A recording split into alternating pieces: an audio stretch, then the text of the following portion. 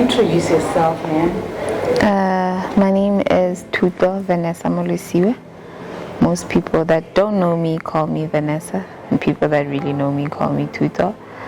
I'm a media studies student in the University of Botswana. I'll be the MC for the next Women and Money Dimeology conference, which I am very excited about. So yeah, that's just about me. Alright, your question one. How many editions of Dimeology Women and Money conference have you attended, and what motivated you to attend? A funny story of how I got to know about Dimeology is that Lesego approached the UB radio, and I am part of the UB radio presenters. She wanted to basically advertise the first Dimeology conference, which was held last year around, I'm not sure if it was June. I'm not sure about the first one when it was held. But she came to me and we had that conversation on radio. She was talking about dance Dimeology, and I was like, this girl is really onto something. So after our radio session together, we developed that relationship of like, oh, I'm very interested in coming to this thing. So I came to the first Dimeology conference just as a, as somebody who was coming to see, and upon being there, I realized the speaker that she had for us on the first Dimeology conference, her name is Chilisa. That woman transformed how I look at money, how I look at myself with money. So it became this thing of like, I have to attend a money conference every year, and because I know Lesego and this is about a money conference, which is something that I feel like I haven't had any financial literacy, right?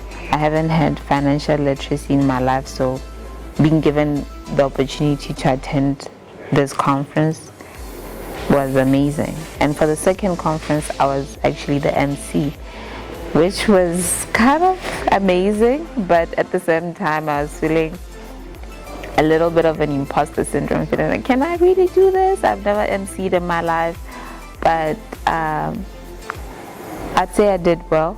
Lesego would say I did well. I put in the time and the effort to actually be able to MC, and I got the opportunity to meet amazing people at that event. So I've attended all two previous Dimeology conferences, and I'm looking forward to that one because I know the impact it has, not only in interacting with them, these amazing people that are there on the same energy of like, guys, let's learn about money, but also on the simple fact of like the speakers that are invited, right? What you get from that event is something that you can get anywhere.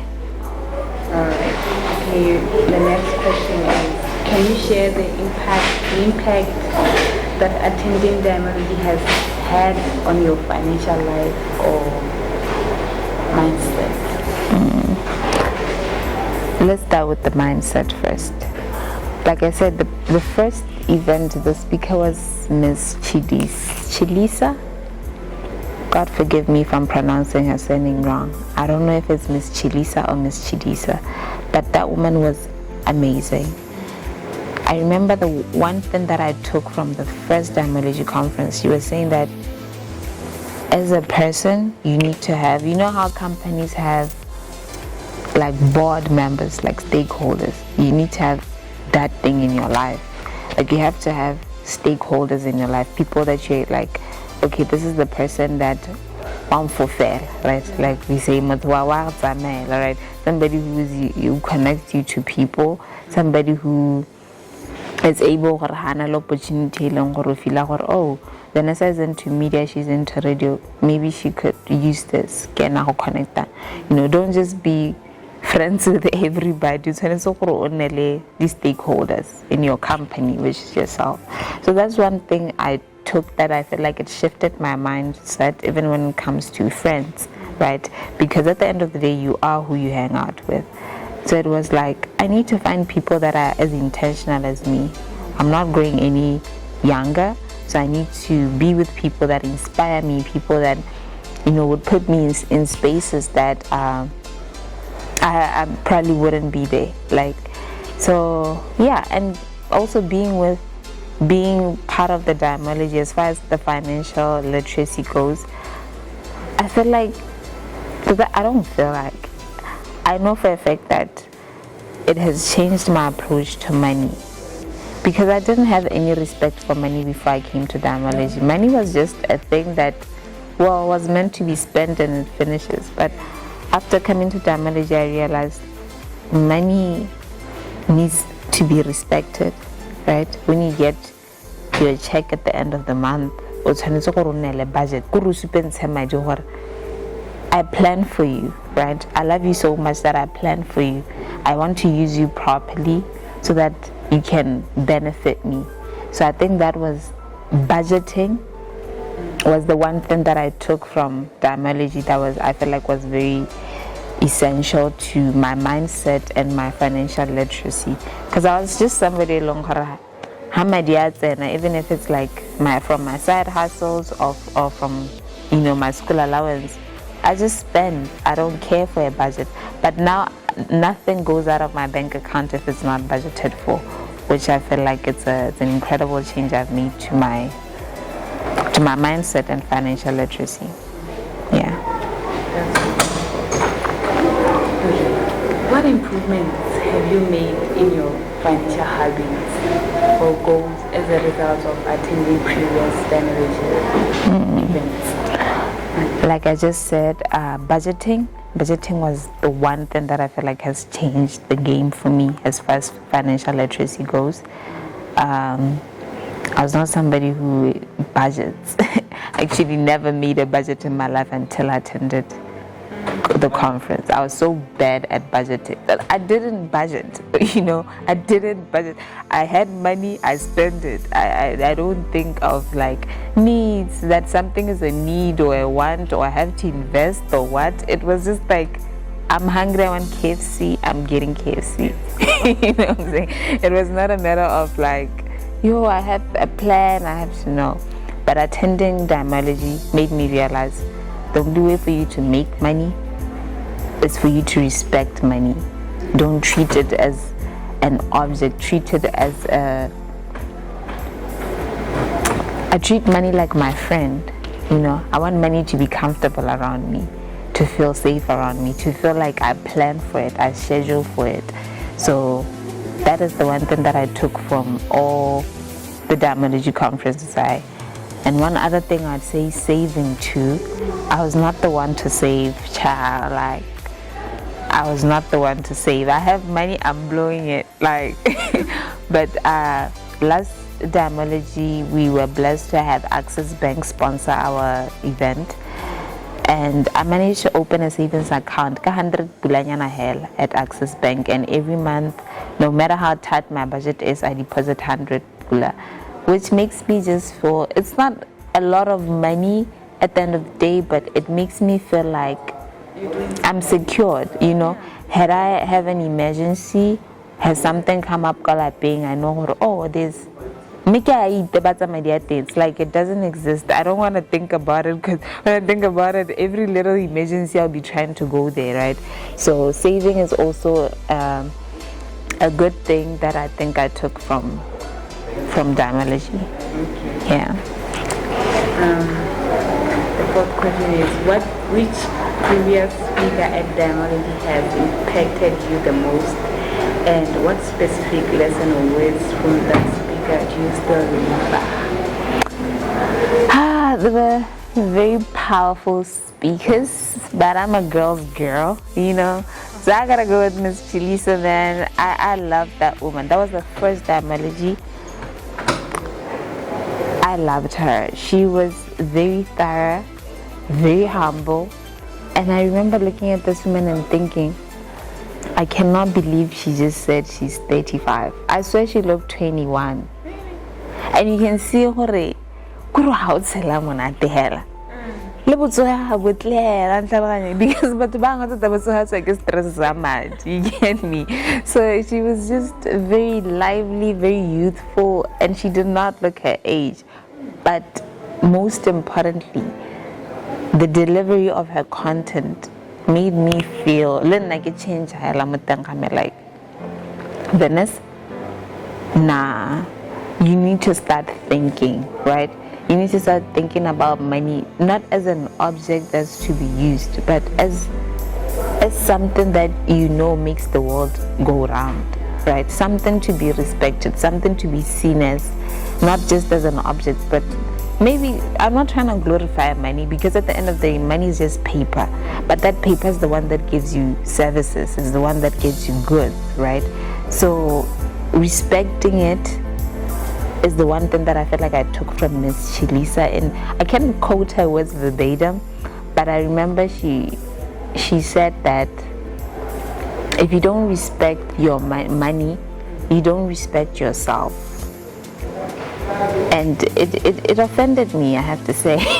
It offended me because I realized I haven't been respecting myself for a very long time. Okay. There's a lot of things that I could have done with my allowance rather than to spend it on food and things I don't need. I'll buy so many clothes and I'm not using them. And it's like, did I really have to do that? I could have opened a stocks account, I could have, invested in maybe going to the gym, doing something that is helpful to me, my well-being, and my future. So I feel like the one thing I really got from Dimeology, from Chilisa specifically, is that respecting money is a form of self-respect. Yes. That's really great. Alright, the fifth question is, what financial goals are you currently working towards, either from lessons learned at Dimeology or otherwise? The financial goals that I am working towards is financial freedom. I remember this one time I was on Instagram seeing one of the people that I'd say are influencers. I was in school, I'm tired. It has been a very long day. People are annoying me, and I'm hungry on top of that. And I only have 7 people to go home. I don't have money. So I'm in the school lab, I'm scrolling through my Instagram, and this influencer is on a boat, a yacht, living her best life, eating food, and I'm just there like, I felt this deep envy, like, I'm jealous of you. Like, why can't that be me on a yacht right now? Because it feels like I'm stuck in a loophole. The month has not even ended, but I don't have money for lunch, and I'm hungry, and I'm bored, and I'm tired. So I feel like in that moment when I got home, it actually made me very emotional. When I got home, I cried a little. Like, I want so much for my life, but it feels like it's unattainable because I don't know why, right? So I'm one person who enjoys journaling. When I am overwhelmed by emotions, when I'm sad, I journal. So as I was journaling, I realized it's not like I want to be on a boat or in a yacht. That would be nice, but it's not like that's what I want. I think I just want freedom of my time, freedom of being able to do the things I want and not thinking about bills, being able to go the places I want and not thinking about, I have to pay this much. Just being liberated, for me to actually express my creativity, for me to actually express my ideas in different ways without having to think, I can't go and shoot a movie right now because I need a camera and 70,000 and I don't have 70,000 in my account, right? So I feel like one thing that I'm really working towards is financial freedom. But because financial freedom is like a big thing, I wouldn't say that's the ultimate goal, but for now, like developing a business that's going to be sustainable, a business that's going to be a brand, right? That's what I want to do in the next 5 years. Yeah. Wow, I hope you get to achieve that. Thank goal. you. Yeah. How would you define financial freedom? Talking about. Yeah. How do you plan to achieve it? Financial freedom to me is nothing can stop me from doing the ideas that God has put inside of me. If God gives me an idea of a movie, right? I'm a media person. I'm always creating in my head. I want to be able to go to Dubai and shoot that movie without thinking of a budget. I want to be able to help all the kids in Africa that are, growing in very harsh conditions without thinking of, oh, but I don't have money to buy them food or don't have money to buy. I'm so into the SDGs, like Sustainable Development Goals, and having to help other people because I feel like we are all meant to serve to some extent. You're not, the power that you have in you, the capabilities that you have in you, they're not meant to die inside of you. They're meant to be shared by other people so other people can benefit from it. And I truly feel like God has blessed me with the gift of passion and vulnerability. And my vulnerability comes in the sense of I don't want to see somebody else struggle if I have the means to help them, And me not having the means to help them makes me sad. It makes me sad. So I feel like financial freedom to me means that I have the means to help people and I help them wholeheartedly.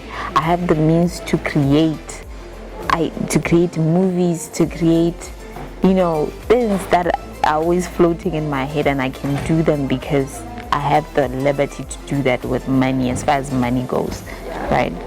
Yeah. What are you looking forward to the most, like from the upcoming Dimeology, Dimeology Women and Money Conference? What are you looking forward to the next event?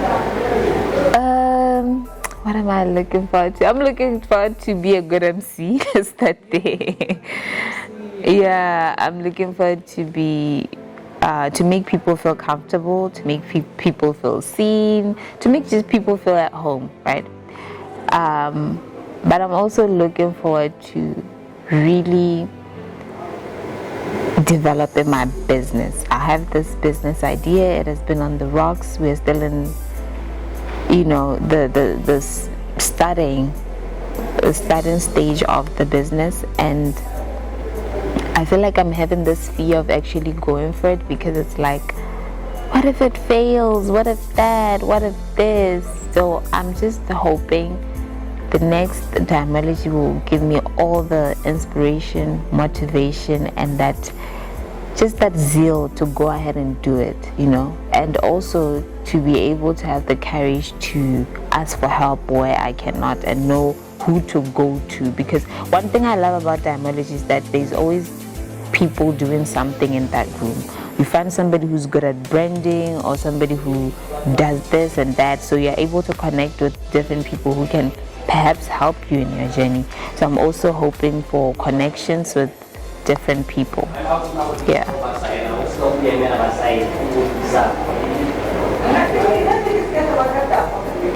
Would you encourage others to attend Dimeology, and if so, why? Why not? I mean, money makes the world go round. There's nothing like money in this world, right? You can, these days you can't even because like money is, I don't want to say it's everything, but it gives you access to everything, right? So why wouldn't you want to learn about the only resource in the world that people kill each other for, people do crazy things for? Why wouldn't you want to learn about that resource? Because learning about money gives you, I once heard a quote that said,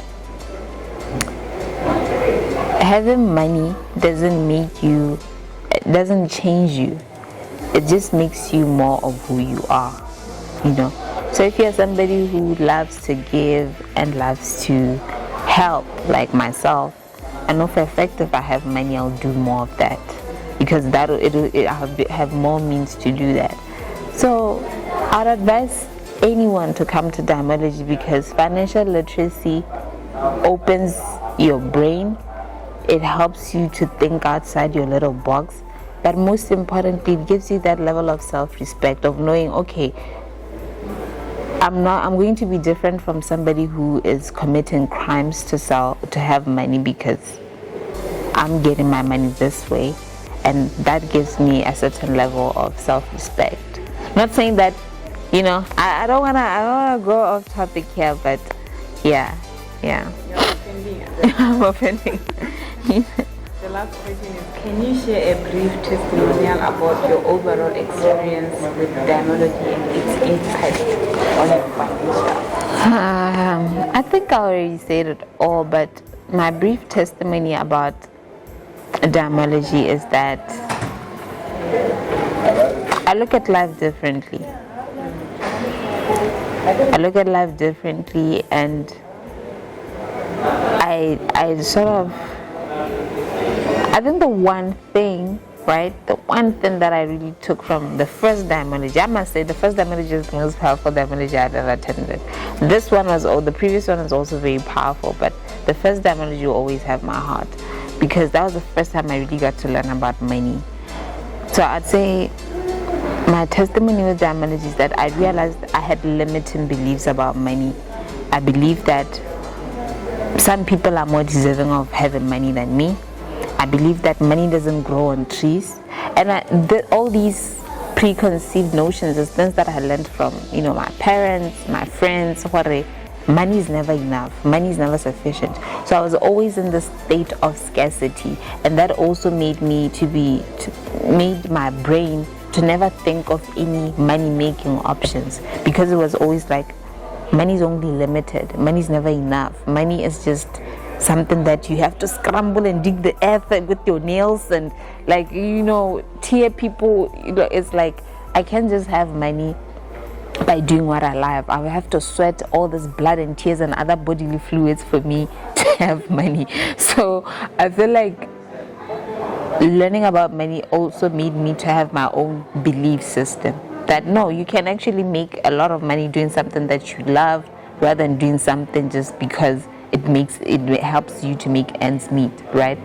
So my testimony with Dimeology, in conclusion, I'd say I have new beliefs about money, and that is amazing, because I feel liberated. I feel like my mind is open, and opportunities come to me freely because I'm allowing them to come, because I see money everywhere. I get to see money. Oh, there's a problem here, but if I provide a solution, then that means money, right? I get to see money in every dynamic, and I feel like that has been just a very great thing. Yeah. Thank you so much. Thank you so much. Looking forward to seeing you. Yeah.